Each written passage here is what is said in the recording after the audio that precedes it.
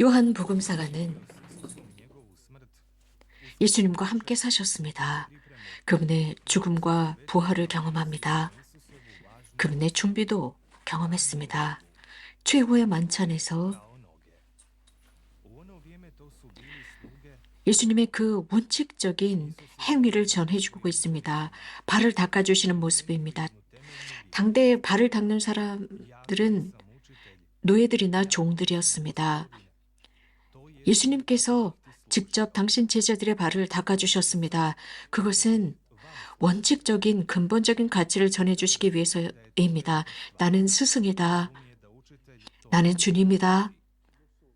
맞다. 내가 주님이다. 그러나 내가 너를 섬긴다. 나는 너희를 섬긴다. 입니다. 베드로는 정말 위대한 것이라는 것을 깨달았습니다. 즉, 스승께서 이것을 하실 수 없다라고 생각했습니다. 주님께서 이런 일을 하실 수 없다라고 했습니다. 하지만 나중에 이해하게 될 것입니다. 그가 제자들 중에 으뜸이 됩니다. 그 으뜸이라고 하는 것은 섬기기 위한 으뜸입니다. 주님이신 예수님께서 당신의 이 지상의 삶에서 섬김의 삶을 사셨듯 그분은 당신께서 지니신 사명을 섬기면서 완성하셨습니다.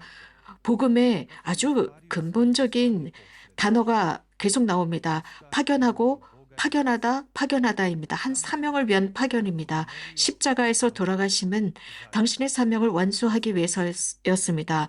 부활하셨습니다. 그것은 당신의 사명을 완수하기 위해서였습니다. 지금은 성령과 천성 아버지와 함께 하십니다. 이것도 가교 역할을 합니다. 우리와 하느님과의 가교 역할, 이곳과 저곳의 가교 역할, 나와 여러분들을 위해서 기도하기 위해서입니다. 사명입니다. 우리 그리스도인들은 주님이신 예수님과 함께 성령과 함께 살고 싶다면 우리도 같은 활동을 해야 합니다. 즉 섬겨야 합니다. 섬기다, 봉사하다라는 것은 우리가 받은 사명을 완성하는 것입니다. 우리가 받은 사명을 완수하기 위해서는 어려운 순간도 있고 어려운 순간도 있고 쉬운 순간도 있습니다. 기쁘거나 십자가의 순간도 옵니다. 기다림의 순간이 있고 실현시키는 순간도 있습니다. 또한 많은 것을 이해하지 못하는 순간도 있고 다 이해하는 순간도 있습니다. 또 선을 하는 경우도 있고 또 과오를 저지르는 순간도 있습니다. 또한 많은 봉사를 했는데 혹은 봉사를 받는 경우도 있고 그러다가 또 이 봉사를 하면서 지치는 경우도 있습니다. 제가 아프리카, 앙골라의 교황 대사로 있을 때 그곳은 내전이 일어났습니다. 그래서 교황 대사관에서 저는 개인적으로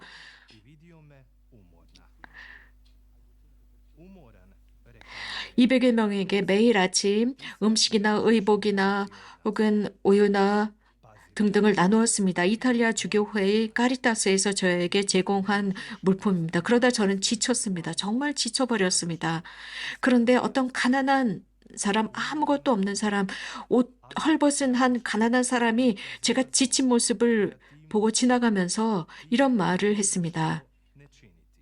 교황대사님은 더 이상 지치면 안 됩니다. 자, 주의하십시오. 이것은 저의 사명입니다. 저의 사명을 기쁨으로 즐겁게 해야 합니다. 지칠 수는 있습니다. 그러나 기쁨과 즐거움과 창조성으로 해야 합니다. 그러나 우리는 지칠 수 있어요. 우리가 받은 사명을 실현하는데 지칠 수 있습니다. 쉽습니까? 그렇지 않습니다.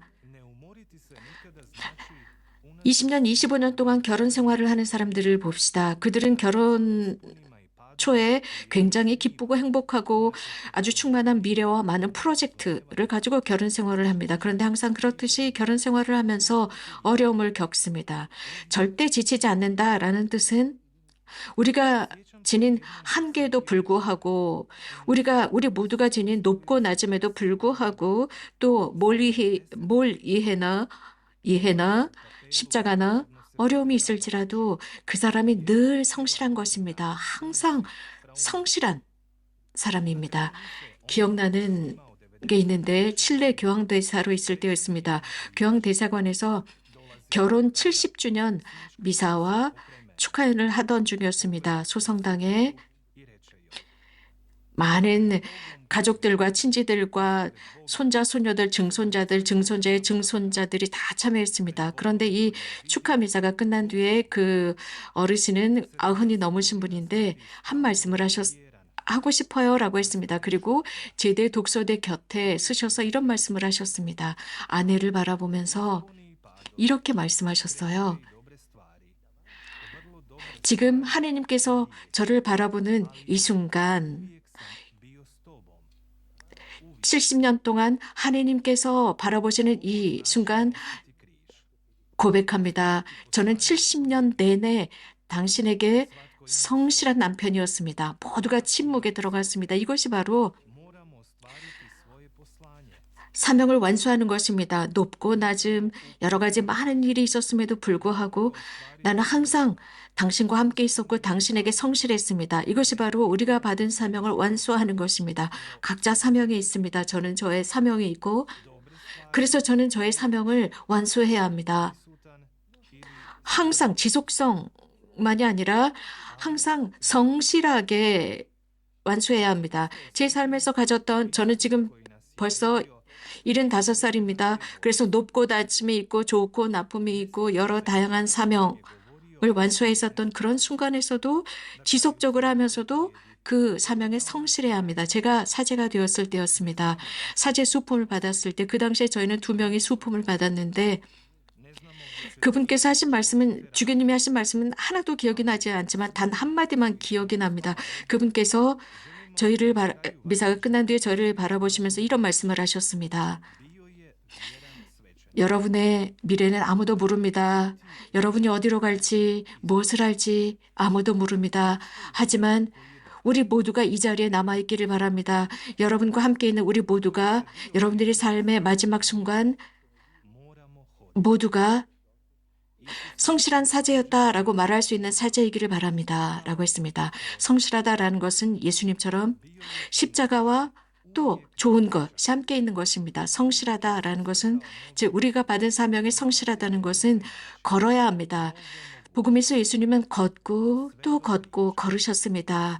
역동적이셨습니다. 항상 역동적이셨습니다. 항상 새로운 사람들을 만나셨습니다. 방법도 새로웠고 개입도 새로웠습니다. 십자가까지 말입니다. 십자가도 그 십자가에서도 역동적이셨습니다. 아버지, 자신들이 하는 일이 무엇인지 모르는 저들을 용서하소서. 자, 바뀝니다. 십자가에서 죽어가던 그 강도에게 너는 오늘 나와 함께 천국에 있을 것이다. 또 변화합니다.